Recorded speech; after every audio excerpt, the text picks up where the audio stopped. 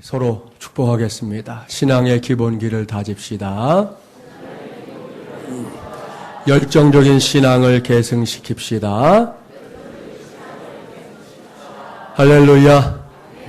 오늘은 어버이 주일입니다. 지난 목요일이 어버이날이었는데요. 그날을 의미 있게 보냈는지 모르겠습니다. 저는 그날 저녁에 모처럼 어머니 모시고 이제 밖에서 식사라도 하면서 시간을 가지려고 했었는데요. 평소에도 늘 그랬던 것처럼 밖에 나가서 먹는 것보다 그냥 집에서 식구들끼리 이렇게 해서 먹는 게 더 좋다고, 한사코 안 하겠다고, 끝까지 안 하겠다고 그러셔가지고 어쩔 수 없이 그냥 집에서 식사를 가족들과 함께 하는 것으로 어버이날을 대신했습니다. 너무 밋밋하게 해드린 것 같아서 죄송한 마음도 있었지만 그래도 어머니가 그게 좋다고 하시니까 그렇게 하는 것으로 시간을 보내면서 나름 행복한 시간을 가졌습니다. 이것은 어디까지나 저의 경우고요. 각 가정마다 여러 모양의 어버이날 풍속도가 그려졌을 겁니다. 그렇다면 여러분은 어버이날의 유래 아시나요? 지금부터 약 100여 년 전에 미국 버지니아주 웹스터 마을에 안나 자이비스라는 소녀가 이제 어머니와 함께 살고 있었습니다. 그런데 어느 날 사랑하는 어머니가 세상을 떠났어요. 소녀는 어머니의 장례를 엄숙하게 치르고 그 산소 주위에 어머니가 평소에 좋아하셨던 이 카네이션 꽃을 이렇게 심었습니다. 그리고는 항상 어머니 생전에 잘 모시지 못한 거 후회하며 하루하루 살았습니다. 그러던 소녀가 어느 모임에 참석하게 되었는데 바로 그날 이제 흰 카네이션을 가슴에 달고 나갔어요. 보는 사람들이 이상하게 여기고 왜 흰 카네이션을 달고 나왔냐 물었더니 소녀가 대답합니다. 어머님이 그리워서 어머니 산소에 있는 카네이션과 똑같은 꽃을 달고 나왔습니다. 안나는 그 후 어머니를 잘 모시자는 운동을 벌이게 되었는데 그 결과 1904년에 시애틀에서 어머니날 행사가 처음 개최됩니다. 이날 이제 어머니가 살아있는 사람은 붉은 카네이션을 어머니 가슴에 달아드렸고요. 어머니가 돌아가신 사람은 자기 가슴에다가 흰 카네이션을 달게 되었던 것입니다. 그 후 미국에서는 1913년 이래로 매년 5월 이제 두 번째 주일을 어머니 날로 정했고요. 점차 전 세계적으로 관습화되었던 것입니다. 우리나라에서는 1956년에 5월 8일을 어머니 날로 정했고요. 1972년에 명칭을 어버이날로 바꾸어서 국가적인 행사로 삼게 된 것입니다. 이것이 어버이날의 유래입니다. 교회는 이러한 어버이날이 끼어있는 주일을 매년 이렇게 어버이 주일로 삼고 있는데요. 이것은 한국교회가 갖고 있는 좋은 전통 중에 하나다 그렇게 생각합니다. 오늘은 그 어버이 주일을 맞이하여 신앙의 기본기 다지기 18번째 시간을 가지려고 합니다. 오늘은 부모님을 공경하기라는 제목으로 하나님의 말씀을 전하도록 하겠습니다. 부모님들의 입장에서 들으면 다분히 속이 터지는, 그것도 저처럼 이제 아들만 있는 가정에서는 더욱 그럴 이야기들이 참 많습니다. 그 중에 한 가지를 해드리려고 그래요. 어느 날 한 엄마가 9살 먹은 자신의 아들 윤기에게 물었습니다. 윤기야, 너 이 다음에 커서 장가가도 엄마랑 같이 살 거지? 여러분, 이런 질문은 좋은 질문이 아닙니다. 이런 질문은 안 하는 게 더 좋은 거예요. 물론 엄마들 마음에는 그래도 내 아들인데 라는 생각이 있겠지만 나중에라도 그런 기대가 무너져 버리면 그때는 살 소망까지 끊어질 수 있다는 거 기억하셔야 돼요. 그래서 저도 집에서 늘 말합니다. 일찌감치 포기해라. 아들을 향한 괜한 짝사랑 그만하고 그냥 그러려니 하라고 이렇게 말하곤 하는데요. 아무튼 엄마의 질문을 받은 윤기가 금방 대답할 줄 알았더니 요놈이 대답을 금방 안 하는 거예요. 뭔가를 한참 생각하는 듯 잠시 머뭇거리더니 엄마 잠깐만 기다려보세요. 그렇게 말하고는 집 밖으로 나가버렸어요. 금방 올 줄 알았더니 이놈이 안 들어오네요. 10분 이상 넘었으니까 그제서야 윤기가 허겁지겁 달려 들어와서 엄마에게 말합니다. 엄마 저기 있잖아요. 영희가 안 된대요. 사랑하는 마중물이란 가족 여러분, 이것이 현실입니다. 예전에 우리가 생각했던 그런 세상 아닙니다. 적어도 3대가 어울려 살던 대가족 시절에 비해 많아야 이제 서너 명이 한 가족을 이루고 살아가는 요즘 아닙니까? 그러다 보니 이 부모와 자녀들 그리고 자녀와 자녀들 사이에서 이전에 볼 수 있었던 넉넉한 정, 우애 이런 것들을 기대한다는 것이 간혹 욕심인가 그런 생각을 하게 되는 시대가 되어버렸습니다. 예전에 대가족이 모여 살던 시절에는 사실 부모님보다 그 집안의 장녀 혹은 장남에게 무소불위의 권세가 주어져 있었습니다. 부모님들은 그저 자식들 먹여 살리고 공부시키기 위해 일터에 나가 뼈 빠지게 일했잖아요. 그러다 보니 보육의 책임이 장녀나 장남에게 주어진 것입니다. 특히 이 장녀들은 어린 동생들을요 등으로 업어서 키웠습니다. 어머니와 비스무리한 역할을 감당하면서 어린 시절을 보낸 것이죠. 그래서 동생들이 이제 장성에서 보면 장남이나 장녀를 마치 아버지와 어머니를 대하듯 매우 어려워하는 경우들이 왕왕 있습니다. 이렇게 살았지만 그리고 어렵게 살았지만 부모님들은 자녀들을 위해 정말이지 최선을 다했습니다. 그 수고와 땀, 눈물과 헌신이 오늘의 대한민국을 만들었다고 해도 과언이 아닙니다. 얼마 전 주보에 광고도 냈었지만 제가 강남 동산교회에 가서 말씀을 전하고 온 적이 있었어요. 그날 제가 말씀을 전하러 갔던 곳은 이 어르신들이 모이는 그런 모임이었습니다. 제가 설교를 하기 전에 그 어르신들이 앉아 계신 데서 먼저 앞에 나가가지고 아주 큰 절을 이렇게 올렸어요. 그랬더니 눈빛들이 다 그러는 거예요. 저 목사 왜 저래? 왜 우리한테 저래? 이런 눈빛들이시더라고요. 그래서 제가 마이크를 붙잡고 말씀을 드렸어요. 제가 왜 어르신들에게 절을 했는지. 이유는 다른 것 때문이 아니라 일평생 자녀손들을 위해 애쓰신 우리 어르신들의 그 노고에 감사하는 마음으로 목사가 절을 올렸습니다. 그랬습니다. 제 마음은 이런 거였습니다. 이 땅의 어르신들이 그동안 자녀손들을 위해 얼마나 애썼습니까? 무엇보다 자식들 공부시키기 위해 부모님들이 애쓰는 흔적들을 보면 눈물 없이는 볼 수 없는 사연들도 많아요. 논 팔고 밭 팔고 그야말로 자신이 살던 집까지 팔아서 자식들 공부시켰습니다. 목적은 한 가지. 내가 물려받은 가난, 내가 물려받은 무지한 인생, 적어도 내 자식들에게만큼은 물려주지 않겠다고, 내 대에서 끝내겠다고 적절한 의지를 가지고 대다수의 부모님들이 그렇게 살았습니다. 아마 이 자리에 있는 우리 어르신들도 다르지 않을 거예요. 이런 분들이 이 땅 위에 많이 있었기 때문에 그래도 우리나라가 이 조그마한 한반도 땅덩어리가 그것도 절반밖에 되지 않은 우리나라가 전 세계에서 무시할 수 없는 그런 나라가 된 것입니다. 그러니 마땅히 감사를 드려야 하지 않겠습니까? 저는 연로하신 어르신들의 다음 세대에 속하는 사람이지만 저희 어머니 세대까지만 해도 자녀들을 위해 얼마나 많은 희생을 감수했는지 모릅니다. 그래서 오늘도 우리가 어버이의 은혜를 생각하면 눈물을 흘리게 되고 또 가슴의 아픔을 느끼게 되는 일들 경험합니다. 오늘도 1부, 2부 오신 분들 아까 우리 부른 찬송 부르면서 눈물을 훔치는 일들 있었고 아까 3부 때 보니까 그런 분들이 여러 보였어요. 이러한 부모의 은혜를 우리가 오늘 생각하면서 하나님의 말씀을 보자는 것입니다. 이 시간에 주신 말씀은 10계명 말씀 가운데 5번째 계명의 말씀이지요.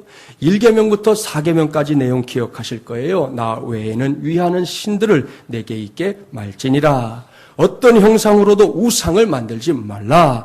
너의 하나님의 이름을 망령되이 일컫지 말라. 안식일을 지켜 거룩하게 하라. 이 4가지 계명은 수직적인 계명이라고 부릅니다. 사람이 하나님을 향해서 지켜야 할 계명이다 하는 뜻이죠. 제5계명부터는 이제 사람과 사람 사이에서 지켜야 할 계명. 그래서 수평적인 계명이라고 부르는데요. 이 시간에는 그 수평적인 계명에 있어서 첫 번째 계명인 제5계명의 말씀을 통해 어버이 주일에 우리 모두가 귀 기울여 듣고 행해야 할 하나님의 뜻을 찾아보려고 합니다. 본문이 오늘 한 절인데요. 16절 말씀 함께 봉독해 보겠습니다.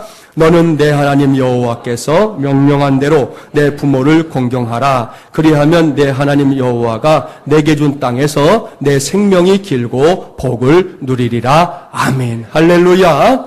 하나님의 말씀인 성경은 하나님이 사람을 창조하셨다고 명시적으로 말씀하고 있습니다. 창세기 5장 2절은 이렇게 기록되어 있어요. 하나님이 남자와 여자를 창조하셨고 그들이 창조되던 날에 하나님이 그들에게 복을 주시고 그들의 이름을 사람이라 일컬으셨더라. 이렇게 시작된 인류의 역사입니다. 한 남자와 한 여자로 시작된 인류에게 하나님께서는 생육하고 번성하여 땅에 충만하라 라는 복을 명하셨습니다. 이 복된 말씀에 따라 시작된 관계가 바로 부모와 자녀입니다.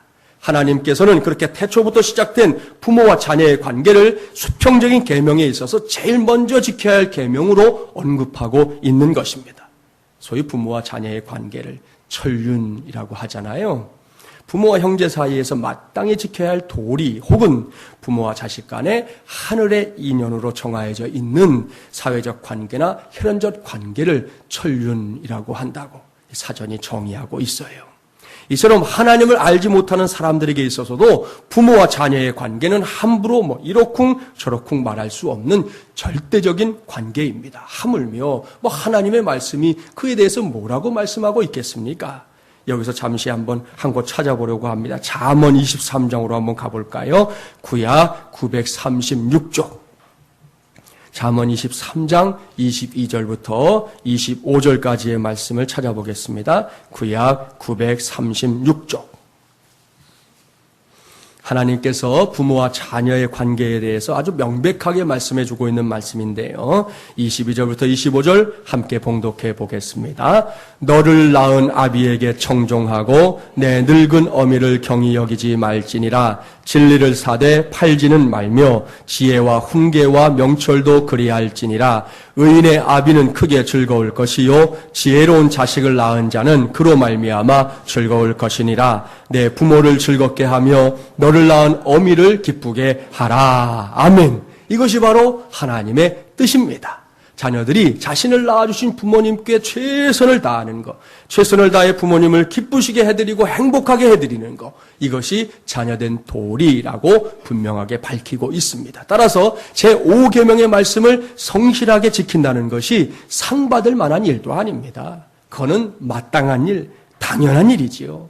그런데도 하나님께서는 부모를 공경하며 사는 사람에게 큰 상급과 보상을 약속하고 있지 않습니까? 오늘 말씀에 보니까 그리하면 내 하나님 여호와가 내게 준 땅에서 내 생명이 길고 복을 누리리라. 무슨 말씀입니까? 하나님께서는 부모님을 공경하는 사람들에게, 우리식으로 말하면 효를 다하는 사람들에게 이 세상에서 장수하는 복을 주시겠다는 겁니다. 또한 생업에 필요한 복을 부어 주시겠다는 겁니다. 이것은 하나님의 약속입니다.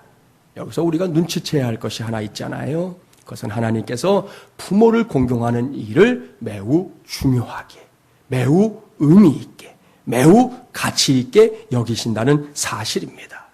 물론 이런 말씀이 없어도 자녀들이 부모님을 공경하는 것은 마땅한 일입니다. 부모님들이 보여주신 사랑 하나만 생각해봐도 자녀들이 부모를 공경하며 살아야 할 이유는 분명해집니다. 그 사랑 때문에 부모님들이 자녀들에게 얼마나 헌신적인지 몰라요. 더욱이 부모님들에게 자식 자랑 한번 해보라 하면요, 막 끝이 없어요. 객관적으로 내 자식이 자랑할 만하냐, 그렇지 못하느냐는 그리 중요하지가 않아요. 내게는 내 자식이 무조건 자랑스러운 겁니다. 여러분 그런 줄 알고요, 누가 자식 자랑하기 시작하시거들랑 괜히 묻지도 따지지도 마십시오. 그 해봐야 통하지도 않고 그 손해예요. 그냥 들어주세요. 그냥 그런 거예요. 아무리 여러분이 그 아들 보니까 그렇지도 않던데 해도 소용없어요. 그 딸내미 내가 보니까 그런 딸 아니던데 얘기해도 소용없다니까요. 이미 부모에게는 자랑거리인 자녀들이기 때문인 것입니다. 오죽하면 이런 이야기가 있어요. 어느 노인정에서 서로 지기 싫어하는 4명의 할머니들이 한창 자식 자랑을 늘어놓고 있었습니다. 첫 번째 할매와 우리 아들은 교회 목사라오. 남들은 우리 아들더러 오 귀한 분 그런다오. 그러니까 두 번째 할매와 그래요? 우리 아들은 추기경인디? 남들은 우리 아들더러 오 거룩한 분 그런디야. 그랬더니 세 번째 할매와 웜에 우리 아들은 교황이지라. 남들은 내 새끼들로 웜에 고결한 양반 그런단께롱. 이젠 그 이상 더 높은 사람은 없지 하고는 푸하하하 웃었어요. 그래서 그때까지 한마디도 않고 있던 네 번째 할매와 그런데 이걸 웃자노. 우리 아들은 쇼다리에 곰보 거기다 뚱보이까지 하니 말이다. 그래도 남들은 우리 아들을 보면 한결같이 이러는 기라. 오 마이 갓.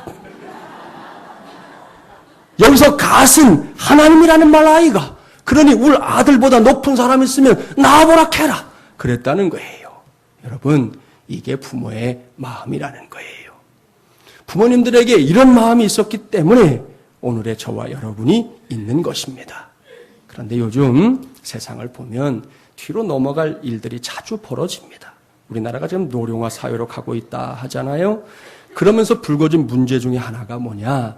자녀들의 부모 학대 문제입니다. 그저 말로 부모님을 구박하는 건 그건 말할 것도 없고요. 심지어 연로하신 부모님에게 손찌검을 하거나 다른 도구를 이용해서 구타하는 일이 적지 않습니다. 어쩌다 세상이 이렇게 되었는지 정말 모를 일이에요. 최근에 있었던 보건복지부 발표에 따르면 전국 18개 노인학대 예방센터에 접수된 노인학대 사례를 분석한 결과 지난 2012년에 노인학대로 신고된 사례가 무려 3,424건입니다. 정서적 학대부터 시작해서 신체적 학대, 방임, 그리고 경제적 학대 순으로 학대 방법이 나타났고요. 학대 가해자는 참 답답한 일인데요. 아들이 41.2%로 가장 많았습니다. 아들놈들이 나쁜 놈들이에요. 아들놈들이 나쁜 놈들이라고. 그랬다는 거죠. 다음으로 며느리, 배우자, 딸 순으로 조사가 돼서 가족들에 의한 학대만 총 86.9%. 대부분을 차지하고 있습니다. 그러니까 노인 학대가 밖에서 누군가에게 일어나는 것이 아니라 가정 안에서 거의 10이면 9이 학대를 받고 있다 하는 것입니다. 기가 막힐 일이잖아요. 지금 우리가 사는 세상이 이렇게까지 참담하고 안타까운 세상이 되어버린 것입니다. 그렇기 때문에 하나님의 자녀된 우리 모두는 다시금 제5계명을 확실하게 붙잡는 시대를 열어야 합니다. 옳습니다. 2014년도를 맞이한 우리 교회에서부터 제5계명을 힘있게 붙잡고 그 말씀대로 살기를 힘쓰는 일들이 왕성하게 일어나게 되기를 바랍니다. 부모에게 이렇게 효를 다하는 것은 이미 우리 민족이 갖고 있는 좋은 전통 가운데 하나지 않습니까? 성경도 그것을 명백하게 말씀하고 있습니다. 인천에 가면 순복음 인천교회가 있습니다. 그 교회를 심호하는 최송규 목사님은 일찍부터 효를 신앙에 있어서 매우 중요한 실천사항으로 꼽고 심써 가르치는 그런 목사님입니다. 기회가 되면 인터넷에서 순복음 인천교회 하고 검색을 해보세요. 그 교회 홈페이지에 딱 들어가면 효라는 글자가 크게 여기 저기에 새겨져 있는 것을 확인할 수 있습니다. 이 최 목사님이 1995년부터 효를 부르짖기 시작했는데요. 그 이유를 그분이 쓰신 자서전 성령에 사로잡힌 사람이라는 책에서 찾아볼 수 있었습니다. 이런 내용이에요. 1995년 6월 29일 이날 기억하실 거예요. 완공된 지 5년밖에 되지 않은 삼풍백화점이 갑자기 무너지고 말았습니다.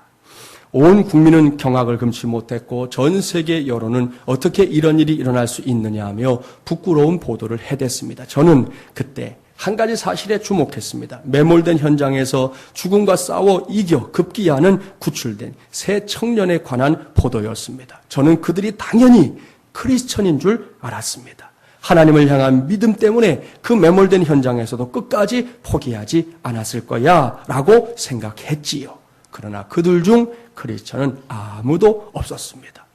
그렇다면 무엇이 그들로 하여금 그런 강한 정신력을 키워주었을까요? 그 대답은 바로 효였습니다. 그 세 청년은 모두 효자, 효녀였던 것입니다. 저는 그때 처음으로 효에 관해 깊이 생각해 보았습니다. 그동안 어버이 주일이 돌아오면 계절 설교로 효에 관한 메시지를 전하긴 했어도 직접적으로 효라는 단어를 쓰지 못했던 일도 떠올랐습니다. 효는 어찌됐든 유교적 이념의 대표적인 산물처럼 인식되던 시기였기에 효를 강조하다 보면 자칫 이단 시비에 휘말릴 가능성을 배제할 수 없기 때문입니다. 그런데 삼풍백화점 사건을 계기로 효에 대해 하나님께서는 뭐라고 말씀하시는지 정확하게 찾아봐야겠다는 생각이 들었습니다. 성경을 묵상하던 저는 그동안 우리가 큰 진리를 간과하고 있었다는 것을 비로소 알게 되었습니다. 이 그분의 고백이에요. 이런 과정을 통해서 최 목사님께서 붙잡게 된 것이 바로 효를 중시하는 목회였는데요. 제가 인천에서 주한장로교에서 사역할 때 그때만 해도 이제 효와 관련된 사역들이 시작된 지 얼마 안 된 시점이었습니다. 그런데 1998년에 아예 이 목사님이요 성산효 대학원 대학교를 설립해서 입학정원 40명의 학과가 무슨 과인 줄 아세요? 효학과. 학과의 이름이 아예 효학과 석사 과정을 시작했습니다. 2014년 지금 5월 현재는 효학과와 신학과를 비롯해서 모두 7개 학과의 석사 과정과 박사 과정이 유일하게 하나 있는데 그것이 효학과 박사 과정. 그걸 개설해서 효를 중시하는 기독교 인재를 양성하기 위해서 고군분투하고 있는 중입니다. 물론 모든 교회가 다 이렇게 할 수는 없을 거예요. 하지만 목회를 하면서 많은 것을 배워야겠다 하는 생각은 갖게 됩니다. 특별히 지금 이 땅 위의 부모님 세대들을 귀하게 여겨야 한다고 생각합니다.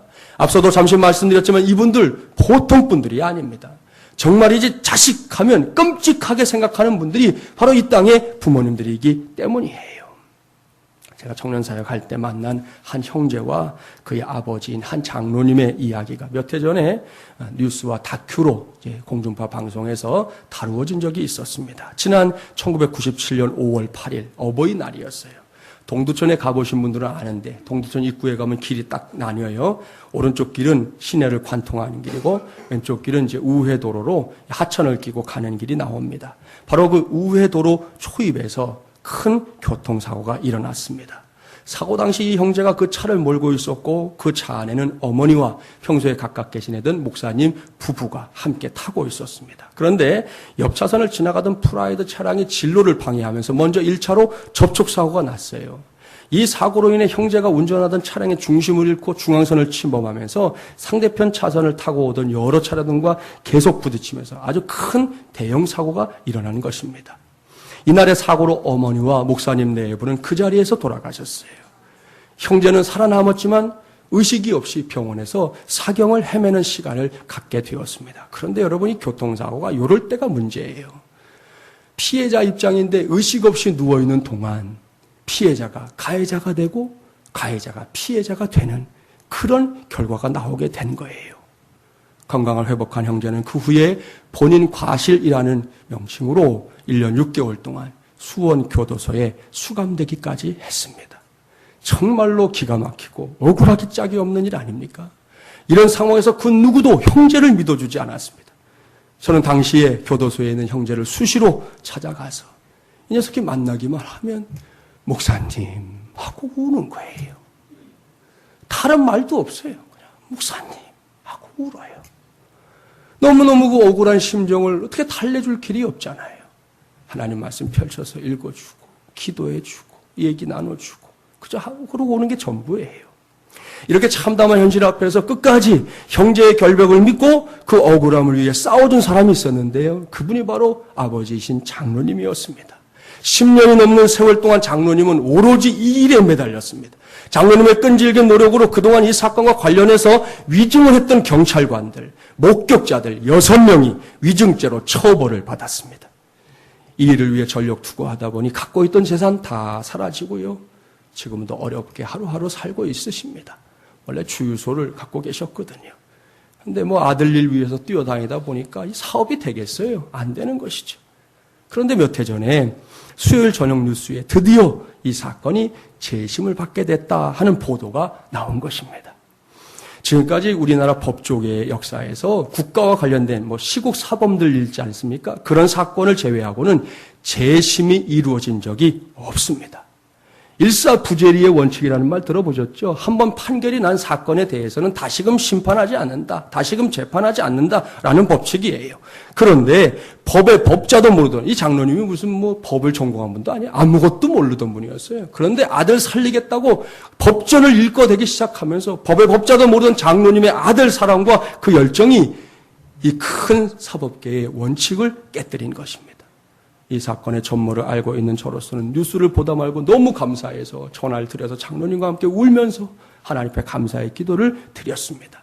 그날 형제가 인터뷰를 하는 것이 화면에 나왔는데요. 자신의 결백을 끝까지 믿어주신 아버지가 있어서 오늘 이런 결과를 얻게 된 것이라고 말했습니다. 그리고 마침내 이 형제가 더 이상 어머니를 죽인 아들이라는 손가락질 받지 않게 된 것, 그것을 눈물로 감사해야 하는 고백을 들을 수가 있었습니다. 사랑하는 여러분, 보십시오. 자녀들을 향한 부모님들의 사랑과 헌신, 열정과 응원은 사실 끝이 없습니다. 그런 부모님들이 있었기 때문에 오늘 우리 모두가 이 자리에 있는 줄 믿습니다. 그래서 한번 해드리고 싶은데, 우리 사랑 목장에 속한 어른들 있으시죠? 한번 일어나 주세요. 우리 또 남자분들 중에 우리 있으시죠? 어르신들. 우리 장로님도 계시고, 우리 윤장현 집사님도. 한번 일어나 주세요, 잠깐. 한번 일어나 주십시오. 사랑 목장 다 어디 갔어요? 여기 계시잖아, 다. 우리는 이제 교회가 좀 전체적으로 젊은 편이어서 연세 드신 분들이 좀 적은 편이지만, 그 뒤에 김선웅 집사님 숨었어요? 어디 갔어요? 네. 그 뒤에, 우리 김경란 집사님도 일어나세요. 우리 여기 계신 분들 축복해 드리겠습니다. 우리 마음을 다해 축복합시다. 이렇게 하겠습니다. 그동안 정말 수고 많으셨습니다. 한 번 더 축복합니다. 그 수고 때문에 우리가 있습니다. 할렐루야. 우리 축복의 박수 해드릴까요? 감사합니다. 앉아주세요. 여러분, 하나님께서는 하나님의 교회가 이것을 알기 원합니다. 성도들이 이것을 알기 원합니다. 이것을 신앙의 기본기로 붙잡고 살기를 원하신다는 말씀입니다. 왠지 아시죠? 내 부모를 공경하라 라는 말씀은 효 사상이 나오기 전에 이미 성경에서 말씀하고 있는 아주 중요한 신앙의 가르침이기 때문입니다. 우리 교회에 이런 교회 되어야 합니다. 적극적으로 부모님을 공경하고 마음을 다해 섬기는 것을 가르쳐줘야 합니다. 동시에 우리 부모님들, 우리 어르신들도 자녀들에게, 우리 믿음의 후배들에게 귀감이 되고 신앙의 본이 되는 실천적인 신앙과 사랑도 보여주셔야 됩니다. 서로가 서로 이렇게, 이런 성도, 이런 교회가 될 때 하나님께서 복을 약속하십니다. 그리하면 내 하나님 여호와가 내게 준 땅에서 내 생명이 길고 복을 누리리라. 이 모든 복이 반드시 저와 여러분, 우리 마주물이란 가족들과 마주물이란 교회의 몫이 되기를 주님의 이름으로 축복합니다. 아마 이런 시조 들어보셨을 거예요. 아버님 날 낳으시고 어머님 날 기르시니 두 분 곧 아니면 이 몸이 살았을까. 하늘 같은 가없는 은혜를 어디 대어 갚사오리. 어버이 살아계실 때 섬기기를 다하여라. 지나간 후면 애달다 어찌하리. 평생에 고쳐 못할 일이 이뿐인가 하노라. 이 시조는 조선시대 정철 선생께서 지은 훈민가 가운데 일부입니다. 그 내용이 뭔지 아시겠죠? 어버이, 즉 부모님 생전에 효도를 다해야지 돌아가신 다음에 아무리 애달프다고 후회해봐도 그때는 소용없는 거다. 살아계신 동안 잘 섬겨야지 돌아가신 뒤에 뭐 무덤을 뭐 이걸로 저걸로 막 도배한다고 해서 그것이 부모님에게 전달되는 게 아니라는 것이죠. 구구절절히 마음에 와닿는 시입니다. 이 어버이 주일에 우리 어버이들을 깊이 생각해보는 이 시간에 이제라도 늦지 않았다는 거 기억하고요. 부모님들을 이전보다 더 위해드리고 효도하는 데에 온갖 정성을 기울여 노력해 보기를 바랍니다. 이를 위해 이제 우리가 해야 될 일이 많을 건데요. 다른 건 여러분이 각자 알아서 하시고 제가 한 가지만 말씀드리고 말씀을 마치려고 그래요. 그것은 할 수 있는 한 매사를 이 부모님들의 눈높이에서 이야기를 힘써야 한다는 거예요. 무슨 의미인지 제가 얼마 전에 읽었던 조엘 맥스웰 목사님의 책에서 본 이야기를 통해 설명할게요. 세 아들이 성공하기 위해 길을 나섰고 모두가 다 성공해서 돈을 많이 벌었어요. 그런데 이 아들들이 서로 승부욕이 꽤 강한 친구들이었어요. 한자리에 모여가지고는 각자 자신들이 연로하신 어머니께 무엇을 선물했는지 자랑하기 시작했습니다. 첫째가 말합니다. 나는 어머니께 커다란 집 지어드렸어. 잘했지. 둘째가 말합니다. 나는 어머니께 운전기사가 딸린 최고급 승용차를 보내드렸어. 셋째가 말합니다. 형들 모두 나한테 졌어. 어머니는 성경 읽는 것을 좋아하셨는데 요즘 시력이 약해지셔서 글을 잘 못 읽으시잖아. 그래서 나는 성경 전체 내용을 모조리 암송하고 있는 갈색 앵무새를 사드렸어. 수도원에 사는 수도사 12명이 12년 동안 밤낮으로 훈련시킨 결과물이야. 그 훈련비로 1년에 내가 10만 달러씩 10년이나 기부금을 내야 했지만 난 전혀 아깝지 않아. 그만한 가치가 있는 일이었으니까. 이제 어머니가 몇 장 몇 절이라고 말씀하시기만 하면 앵무새가 하나도 틀림없이 척척 다 알아서 성경 말씀을 암송해 줄 거야. 아들들이 그렇게 자랑하고 이제 헤어졌어요. 얼마 후에 어머니가 새 아들에게 편지를 보냈습니다. 첫째 아들이 받은 편지에는 이렇게 적혀 있었습니다. 첫째야, 네가 지어진 집이 너무 크구나. 내가 사용하는 방은 오직 한 개뿐인데 온 방, 온 집안을 청소하느라 내가 아주 허리가 다 휘게 생겼다. 그렇게 이제 편지를 보냈어요. 둘째 아들이 받은 편지의 내용은 이랬습니다. 둘째야, 난 이제 여행 다니기엔 너무 늙었어. 난 항상 집에만 있기 때문에 그 최고급 승용차 탈 일이 거의 없구나. 그리고 무엇보다 네가 보낸 운전기사가 무례하기가 짝이 없어. 내가 그 사람 때문에 아주 스트레스를 받아서 죽을 지경이다. 하고 편지를 보냈어요. 그런데 셋째 아들에게 보내는 어머니의 편지에는 상당한 애정이 담겨 있었습니다.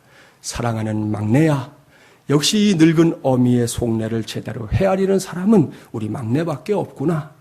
그 닭고기 정말 맛있었다. 사랑하는 마중물이란 가족 여러분, 그야말로 뒤로 넘어갈 일이에요.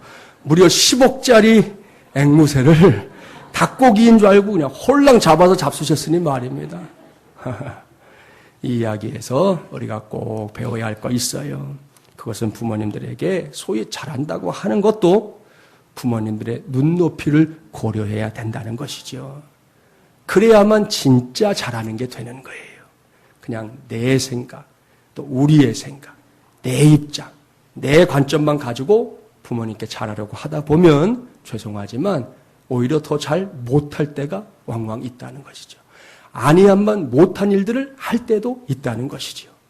이를 명심하고 오늘 이후에 저도 여러분도 꼭 부모님들의 눈높이에서 부모님들을 최선을 다해 섬기고 공경할 수 있기를 바랍니다. 너는 내 하나님 여호와께서 명령한 대로 내 부모를 공경하라. 그리하면 내 하나님 여호와가 내게 준 땅에서 내 생명이 길고 복을 누리리라. 이것은 하나님의 말씀입니다.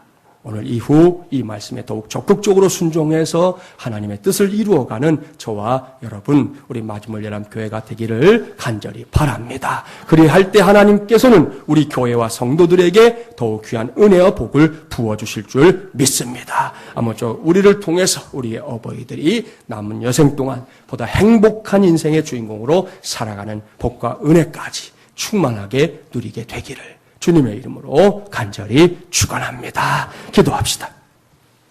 전능하시고 자비로우신 우리 하나님을 찬양합니다.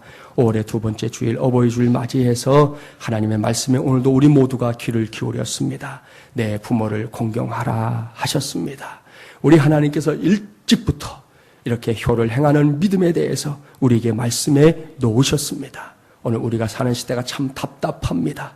어르신들이 학대받는 시대가 되었으니 이 일을 어찌하면 좋겠습니까? 남의 일은 모르겠지만 우리 안에서만큼은 우리가 이와 같은 잘못된 세상 속에서 하나님의 말씀을 먼저 실천하는 종들이 되게 하여 주시옵소서. 내 부모를 공경하라 하신 하나님의 뜻을 우리가 온전히 이루게 도와주시고 우리의 부모님들을 공경하되 우리의 눈높이가 아니라 부모님들의 눈높이에서 우리 어른들을 잘 섬겨서 우리 어르신들의 남은 여생이 행복해지게 도와주시고 우리 어르신들이 행복해졌기에 우리도 행복해질 수 있는 은혜가 있게 하여 주시옵소서. 또한 우리 교회 어른들은 어른으로서의 역할을 잘 감당하셔서 믿음의 후배들이 배울 수 있는, 존경할 수 있는, 따라갈 수 있는 그런 어른들이 될 수 있도록 성령께서 도와주시옵소서. 주님께 모든 것 맡기며 예수 그리스도의 이름으로 기도하옵나이다. 아멘.